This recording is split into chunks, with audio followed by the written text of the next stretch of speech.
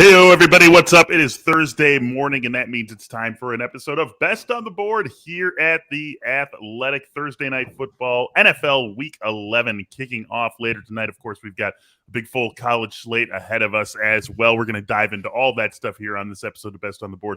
Michael Beller here with you. Also here with you is Ari Wasserman. Ari, what's going on today? Hey, what's going on? Feels good to be back. I'm a little cold right now, so I'm hoping that doesn't carry over to the show, but I don't know if you guys saw the South Alabama App State game, and I don't know if Bad Beats has happened yet with Scott Van Pelt, but I was like in that mode where I was telling Dan, I cannot lose. I can't lose. And then South Alabama was plus 19, I believe, and they were driving with like 3 minutes left to score a touchdown, and they threw a pick six and then lost 31-7. And ever since that point, I can't win. So like, I don't know if that happens to you guys, but like it goes from very good to very bad very quickly for me. So I'm hoping to kind of bounce back this weekend. No, that never happens to me. It's smooth sailing and winning all the time. That's it. I don't know, like if you ever feel like you just like no matter what you're doing, it's like always in gambling, whether it be sports or blackjack or any other casino game, where there are certain times where no matter what you do, you just are blessed. You know what I mean? Like you're gonna win. You're getting the cards out of the shoe that you need. You're hitting the dice numbers. Like it's just like you're in the zone. And there's sometimes there's like no matter what you do or what you bet, it's just going to lose. And it's just like I don't understand why. Like you would just think you'd be like 5-5. You know what I mean? Like instead of just like 8-0 and then 0-8. That's how it does seem to go, right? And I'm in one of those cold streaks as well, as we all know here, picking props on this Thursday episode of Best on the Board. Dan Santaramita with us as well. Dan, cold, hot, how you feeling? Cold, also because the Arizona State game, which Ari and I both had, I just want to go on a little. Oh God, I was texting Zach Bacali, one of our writers in the betting side, who went to Arizona State, and I was like, when they went down 14-0, I was like, hey man, what's going on with your Sun Devils? And then then they woke up, and I remember texting them, and they were, I think what was the line? It was like 6.5 or something. Yeah. 6. And they were up like a few points, and I was like, maybe they'll get a pick six for me here in this last drive. And I'm watching like stream a little bit behind, and he just goes, oh my God, they did it. And I'm like going nuts, waiting for I see the pick six 10 seconds later, and they let Washington score in 19 seconds to close the game. Like, what? You get that dumb pick six to get the cover, and they don't even finish it. Yeah, I don't even understand. I still, Dan, have not watched the replay of that. Like I was like, I saw the pick six on my phone because I was watching the game cast.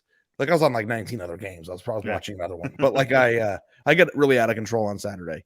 But then I texted Dan and I said, dude, we're gonna hit it because of this pick six. And then I turned and then I like refreshed it, and it was just like 4 seconds left, second and goal from the Arizona State too. And I'm like, I still to this day can't fathom how Washington, the most anemic offense on the face of the earth, got down to what happened? Did they hit like a Hail Mary big play to get down to the 2-yard line? They just chunked like 20 yards of play, basically. Every play.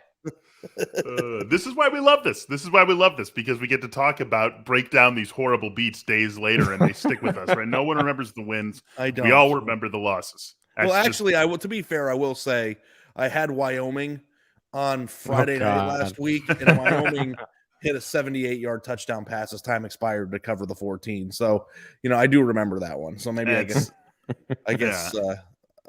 I'll give some credit there. All we can do is hope that we get a few more of those than the other side of things, and that's just typically not how it works out. Let's dive into our picks here, you guys. We've got 2 picks apiece. You guys are going to live in the college world. I'm going to take things over to the NFL world, although we'll talk about that when we get to it. Want to start, though, with Ari, pick number 1 here. Cincinnati and SMU is where we're going to go. SMU 11.5-point dogs at Cincinnati. Obviously, every game here is building a Cincinnati playoff case. It's going to be something that is most talked about down the stretch here in the college football season. What do you got in this game? Well, here's what I'll say. Having covered college football for a very long time, guys, it's really, really hard to go undefeated. I don't care what conference you're in or what, how much better you are than the peers that you have in that conference. And Cincinnati just has not been really clicking on all cylinders the last, month. 27-20 to Navy, 31-12 Tulane, 28-20 against Tulsa in a game that probably should have gone to overtime if it wasn't for some weird grab ass at the end of the game. And USF, they won by 17. But SMU is probably the second or third, probably the second best team on their schedule, and they are a team that's 8-2 right now, a team that can put up some points. They have an experienced quarterback, and I get that it's on the road, but at a certain point, like Cincinnati's blowouts have stopped, and you got to wonder, like, when is it going to catch up to them? Maybe it won't, but I think that playing SMU plus 11.5 here is quite a big number for a game that I think should be pretty tough.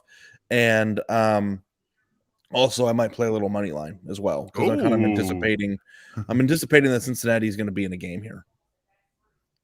Yeah, that's a spicy one on the SMU money line for sure. Dan, in this game, since Cincinnati SMU, as Ari's pointing out, right? I mean, Cincinnati has been just sort of getting by, not by the skin of their teeth, but maybe by the skin of their teeth if you compare it relative to what their competition is. How would you just grade this Bearcats team for the remainder of the season in the betting world? Well, they have failed to cover their last 4 games, so I think there's definitely a trend towards them messing around a little bit. I like this bet too. I think SMU is like I already said, one of the best teams they have in their schedule, and Cincinnati has struggled against teams not as good. So I think it's reasonable to think SMU can play well. The thing I'd be a little bit worried about is that Cincinnati knows they can coast against 80% of their schedule. Is this the game where they've been kind of circling like, all right, we got to focus for this one, and they've been looking ahead to it. But yeah, I would play SMU as well. I think it's a good spot. Let's throw some predictions down right now, you guys. Let's say undefeated Cincinnati gets in. With the way that the committee's been treating them, I think we could assume that they would be the 4 seed in the playoff. What is Georgia-Cincinnati spread in the semifinal? 19. Yeah, I think that feels about right. 20.5 or something. Yeah. Yeah, right. I mean, just look at what like the some of the more recent spreads against like the non-Alabama SEC, the good non-Alabama SEC teams that they've played. I think you can pretty much just copy and paste that over to a game against Cincinnati if that ends up being one of the college football playoff semifinals. And maybe it will be. We'll be watching that over the next couple of weeks. Dan, let's get on over to Missouri and Florida. Missouri 8.5-point dogs in this game at home against the Gators. Just going with the homer ride here, huh? This is simultaneously the most confident and my least favorite pick of the year on the show. I feel like between it's just a total Florida fate. It happens to be that my school is the team playing them. I remember when the early lines were coming out. I saw a book had it at 10 points and my eyes like lit up. I was like, I need another bank account for this. Like, this is insane to me. I've seen it as low as 7 and 7.5. I think anything over a touchdown for Florida right now seems insane. Mm-hmm. And Missouri is an incredibly flawed team. So it's like, what do I do here? Like, I've watched this Missouri team very closely, and they're not good. They're not good at all. Their defense is making a hell of a case here, Dan, right now. Well, look, this is how confident I am, is that I understand how bad this Missouri team is in some facets, and I still am super confident in this bet. Florida plays South Carolina, loses 40-17. Missouri just beat that South Carolina team by 3 and should have been by more, but whatever. They were up 17 in the red zone with 10 minutes to go and ended up making a 3-point game somehow.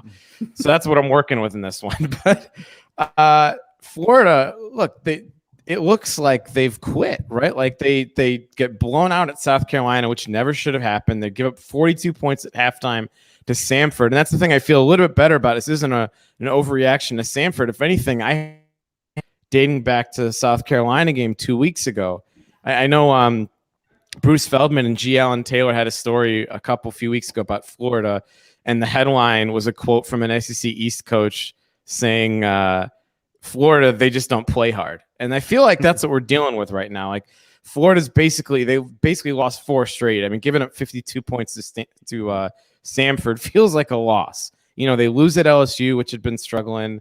They get blown out by Georgia. Okay, no big deal. They get blown out by South Carolina, which has no reason to happen.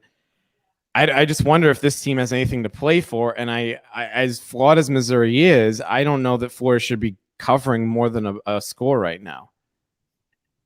Yeah. Ari, any feelings on this game? Well, you're not betting on football. You're betting on whether or not you think that Florida gave up on Dan Mullen. That's true. Yeah, that's what you're betting on. Yeah. And honestly, what all indications are that they have. I mean, losing to South Carolina by as much as they did, and I know they won the game last week, but Sanford put up a 50 burger on that team. Yeah. So, like, I think I'm with you, especially considering the fact that it's multiple scores. Like if we're in the 7 or 6.5 range, I'd be a little bit iffy. But like if Missouri won, would anybody be like shocked by that? Yeah. So I don't like, think yeah. You're not shocked by anything after giving up 50 to Sanford. I think what you're doing is you're playing a little. This is a kind of a gamble, like it would be at a table game, Mm-hmm. a little bit. But I like it. Yeah. Anybody who knows me who bets 9 games live a day, will know that I kind of like the risk of things. You play in the bonus the bonus spot on 3-card poker. I'm the type of person that if I'm playing blackjack or 3-card and I don't play the bonus and anything hits, like I feel like I lost a hand.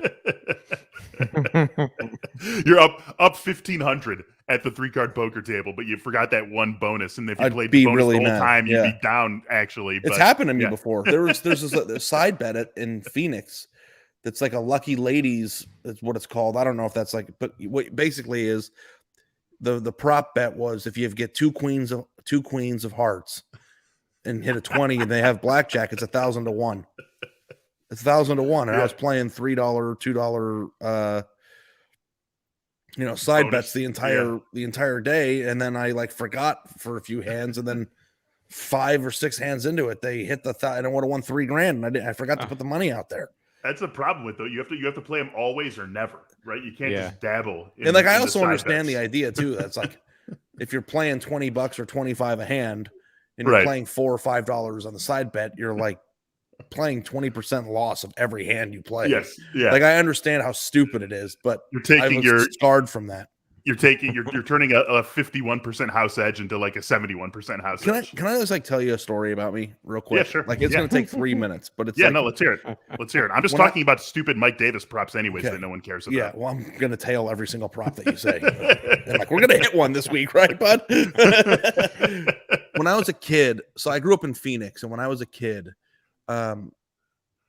we had a lot of trips to Vegas because it was only 4 hours away. My dad worked up there a lot, but it's like an easy thing to do for the weekend. Put the kids in the car, go up to Vegas. And at that point, you got to remember, like in the 2000s, it was like Circus and Excalibur. And like these casinos were like built to like, you're just a kid. So you like look up at the Excalibur and you think, oh my God, that's amazing. And like all these like entertainment things for very kids. family friendly. It's not like Vegas that really anymore. Started to become family friendly. They were family friendly for 10 years and then realized how moronic that was. But they were for 10 years.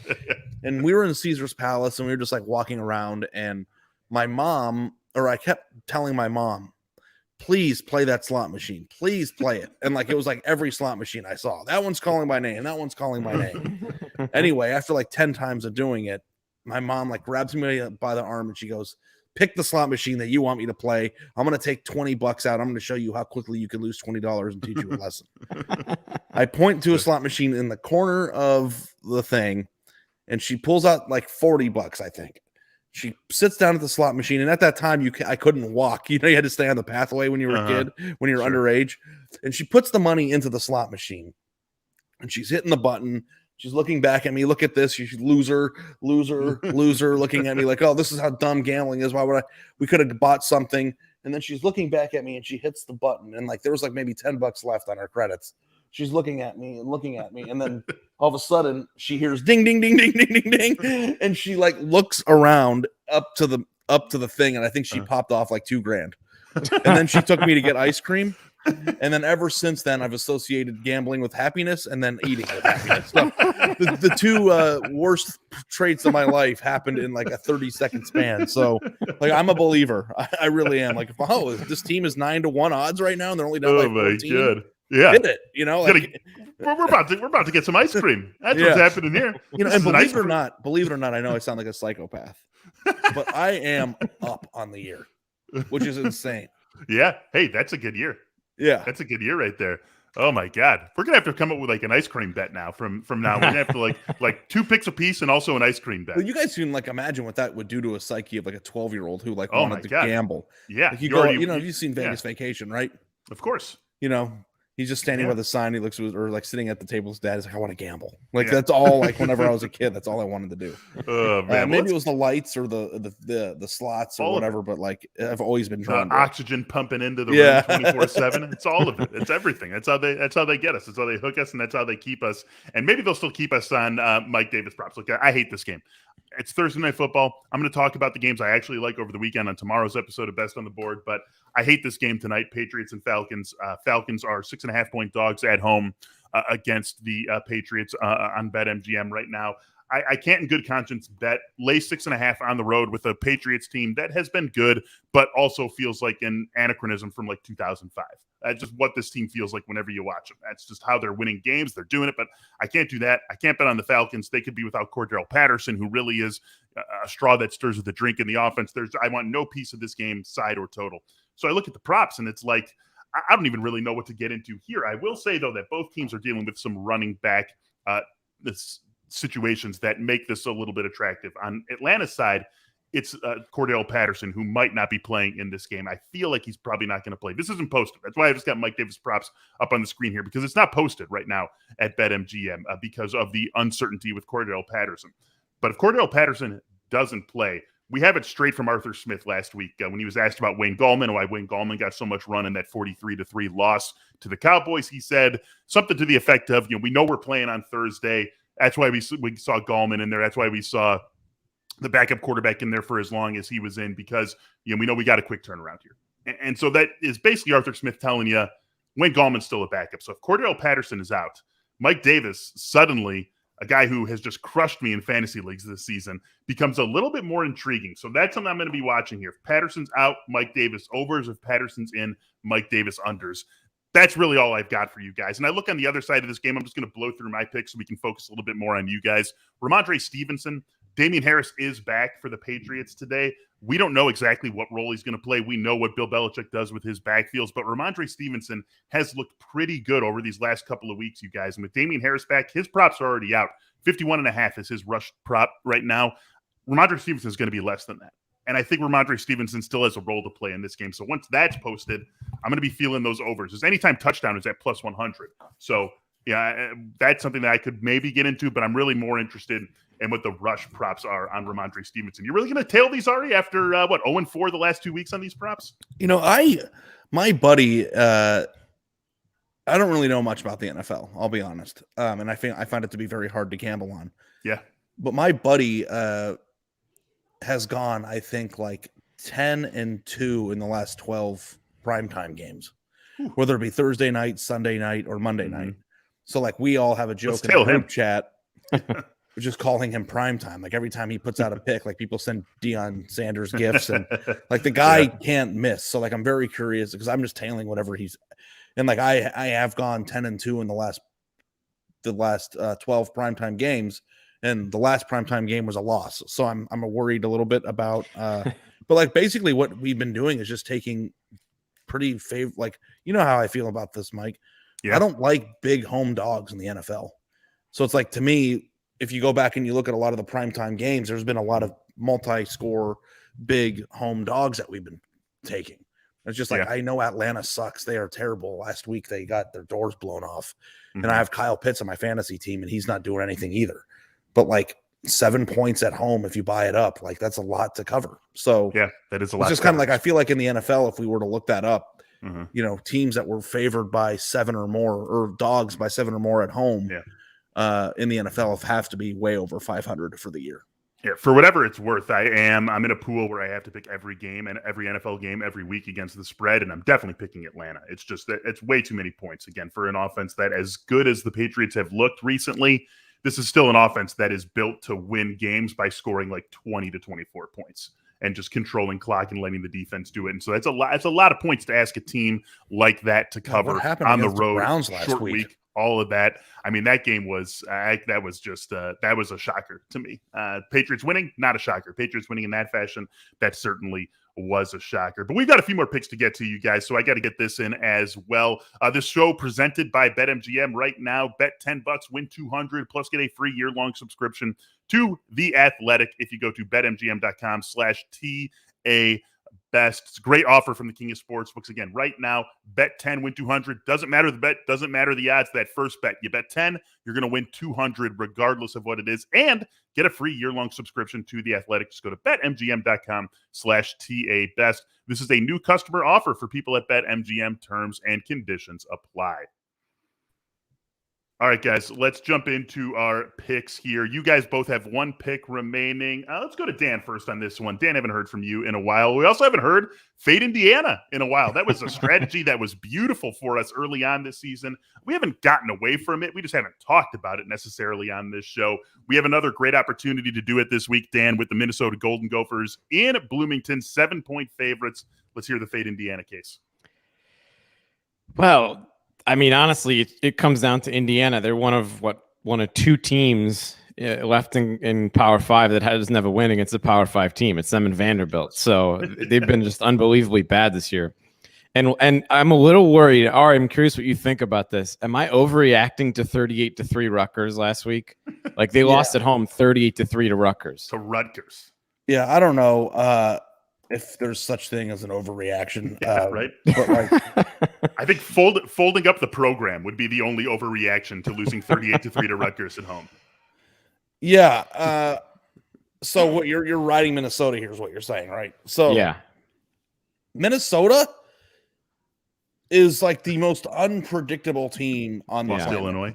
Like they beat Nebraska, Maryland, and Northwestern handily in 4 straight weeks, and they beat Purdue by 7. They all of a sudden jump into the college football playoff rankings. They're like looking like a pretty good team, and their only 2 losses up to that point were against Ohio State, but then they lost to Bowling Green. Like, I don't know. Like, you're not overreacting, but like Minnesota is capable of beating Indiana by 100, and Minnesota is capable of scoring 6 points and losing to Indiana by 100. Lost to Illinois, right? So, yeah, I mean, like, I'm with you. I think Indiana – I made a lot of money this year fading Indiana at the beginning of the year because a lot of people thought that last year was an indication that all of a sudden they were going to be a very good program. I'm not saying they're not improved from what they should be, but I think Vegas is catching up. So I'm a little bit – I'm out. Yeah. I like your side. I'm just like not sure I love it because Minnesota is too unpredictable for me, and I've lost money betting on Minnesota this year. Yeah, they have been an unpredictable little squad. And, they were like looking right like, hey, now look at us in the Big Ten West. And maybe we can be the team that gets to be the sacrificial lamb to Ohio State in the championship game. And now it's just looking like it's going to be my Badgers once again getting the. It's always your Badgers, man. It doesn't matter how bad they are or how I can't wait. 59-20 written all over it in Indianapolis. Let's do it. Every year. Let's get on that. Dan, anything else here, Dan, on Minnesota? Anything that has to do with not just purely fading Indiana? No, that's it. I have notes for both of my picks this week for Florida and Indiana, and the headline on both team is Florida sucks, they quit. IU sucks, they quit. So that's kind of where my headspace is. If that says anything. Yeah, I know. That's sometimes that's what we do. Sometimes we look for the negative they side lost of the best rather 38-3 than the positive at home, side. by the way. Like Yeah. losing at home is like, yeah. I mean, I get it. Like, I love the betting against fading teams that quit mantra. Yeah, right. I mean, here we are. Like people are comparing Tom Allen to Thanksgiving's a week away. Oh my God! All right, let's get this. Let's get this last pick in here. Ari, Clemson -4.5 against Wake Forest. What do you got for us on this? Can I just say that Clemson is just terrible against the spread this year? Yeah. Well, they so are. is Missouri. We got 2-2-18 against the spread this year. What are we doing? I think that people view like last week. I bet Clemson under against UConn because I didn't think UConn would score, and then UConn housed the opening kickoff, and then that was the difference in the under. And I still am sad about that. Yeah. But I do think that Clemson is a very talented team in spots. And I think that people are auto betting or going to auto bet Wake Forest here because they seem to be a very fun offense and a team that controls their own destiny. I mean, they technically haven't lost an ACC game this year because the North Carolina loss was a quote unquote out of conference game because they scheduled it on their own.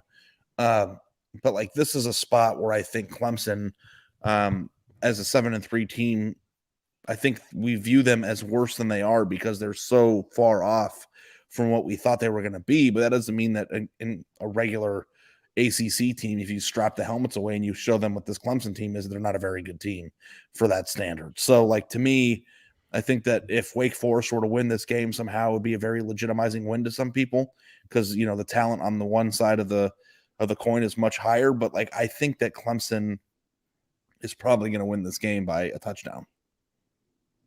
Yeah, I don't know, man. This Clemson team, I just feel very uncomfortable with a team that has been this bad against the spread for as long as they have been this season. Yeah, I know. It's at home. They've won 3 in a row.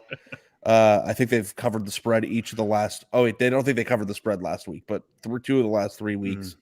And I guess the Florida State cover was like such a crap cover, but like, oh my god, the worst. There was another one. I don't know. Like, we all know that Clemson's offense sucks. Yeah. But I'm very curious to see Wake Forest operate in a game where they're facing a defense with that much talent. It's like, I don't think Wake Forest is going to score 50 points this week. So if people think that like it's just going to be like another one of those, you know, ACC games with Wake Forest where the score is 42-38, like I don't think that's the type of game that this is going to be, and I'm not sure Wake Forest can operate winning in games that aren't like that. All right, get us out of here on point to a slot machine. You got a slot machine for us? I think a slot machine is Ohio State minus 19. And I know that like Dan was like, I cannot believe everybody likes this spread. It's like last week, the Ohio State minus 19 spread against Purdue was the easiest bet of the year. You want to know why? Because if that spread was Purdue plus 9.5, I would have taken Purdue. Like there's certain Vegas knows, guys. And Michigan State has the worst pass defense in the Big Ten, right? Like, I think that Ohio State's going to score a lot of points. But you said slot machine, okay? So maybe I'll be wrong. I'm not gonna. I don't think I'm gonna play it. We'll all go out for ice cream next Thursday if it hits. Like the 40. It's cold as hell in Chicago, though. 44-21 type of game is out there. Yeah. You're not feeling that, Dan? I'm feeling stay the heck away from that game. That's what I'm feeling. You took Michigan State in the pool though, didn't you? I know I was the only one here. We all took Purdue last week in our picks. Now I'm the only one who's still fading. It's going against Ohio State. Yeah. I'm curious if you think Utah minus 3 is similar, where it's like the line is so weird that like, all right, I guess I'm supposed to. I'm playing Utah. I'm playing Utah. Yeah. Sometimes that's what the name of the game is here, right? Is knowing enough to know what looks strange and going against what feels right. The thing about it is like I've tried to play that game because I knowingly put my foot into so many bear traps over the years, knowing that this line doesn't make sense, but I'm gonna. It's kind of like calling somebody in poker and wanting to see it, you know. But like this year, I tried that because the Iowa-Maryland game at the beginning of the year, this was the night my baby was born. Oh, so feeling lucky already. I was just like, why is Maryland a 3-point favorite in this game? They're playing Iowa, who's got a really good defense and hasn't lost yet. And then I bet Maryland because it was like, I'm going to bet into the side that doesn't make sense. And then Iowa won like 56-0. Like it was like, I was just like, what am I doing? So it's like, yes, I love the idea of betting into the side that doesn't make sense, but also I feel like sometimes the line doesn't make sense. It's because we know a lot about the sport and we should trust what we know. So like I have a hard time deciphering which one's a trap and which one's good value. Yeah. Oh, that's what we're trying to do here. That's what we're always trying to do on Best on the Board. Hopefully we've done that. Hopefully we found some good value for you. Clemson, Minnesota, Missouri, SMU, and keep an eye for those props, especially the Ramondre Stevenson props once they are available. Let's do it. Ari, let's do it. Dan, you can get on board as well. You let me know. I've tailed every single one of your plays that you've sent me or said on the show since the beginning of the season. It started out all right, but the last few weeks has been a little bit ugly. It's been near misses. What happened in the Dolphins game last week? Like they forgot about their number one receiver. He was open like every other play, and they didn't throw him the ball. It happened again. Same thing that we had a few weeks ago with Chris Godwin. Pittman? And then where we got 5 catches in the first half and then 0 in the second half when he needed 6 catches. Same thing, right? I mean, it's like really frustrating to watch prop bets though, because it's like when you watch. I don't know if you are, but like if you're a guy who bets a prop and it's a receiver's catches. All I do is locate the receiver before the play and follow him in his route. What am I? This guy is wide open. Throw him the ball. Throw him the ball. Am I some sort of psycho who's not going to do that? If that's what I bet, of course. How many times was he open last week? A lot. was there were a few touchdowns even they missed. 6 targets. That's all he got. I mean, that's what I said in the show, that it's a volume game. I believe the number I called out was 8. That every week he had 8 targets. He still had he got the 6 catches. Last week he only got the 6 targets, 4 catches. So the catch rate was there. We just needed a few more targets. So hopefully we get that on Ramondre Stevenson, because again, I can't wait to see what those props come out at. But we got to wrap things up here, you guys. We've already taken up enough time. We're going to call it a show here. For Ari, for Dan, I am Michael Beller. We're back with you. This show is back with you tomorrow. Me and Casey Joyner taking a look at the full Week 11 NFL slate. Thanks for being with us. Thanks for listening. Happy betting. Good luck. We'll talk to you soon. See you.